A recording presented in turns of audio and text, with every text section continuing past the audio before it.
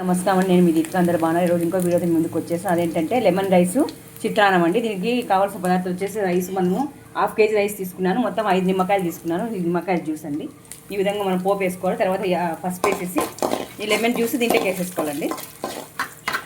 చాలా చాలా సూపర్గా ఉంటుంది. చిత్రాన్నం అంటారు దీన్ని. చిత్రాన్నం, లెమన్ రైస్, పులుసన్నం ఏమైనా అనొచ్చు. ఇంకా తర్వాత నేను అన్నంని కలుపుకోవడమే అండి. అంతే అండి, చాలా సూపర్ అండి. అంతే, అన్నం వేసేసి కొంచెం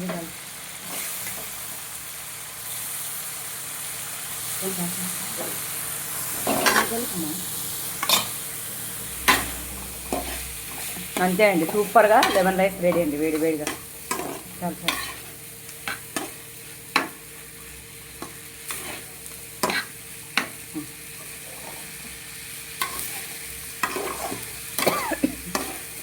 చాలా బాగుంటుంది. మనకి క్యారేజ్కైనా టిఫిన్ బాక్స్లకైనా. అంతే అండి, వేడి వేడిగా లెమన్ రైస్ రెడీ అండి. ఉంటా అండి, నేను మీ దీపిక.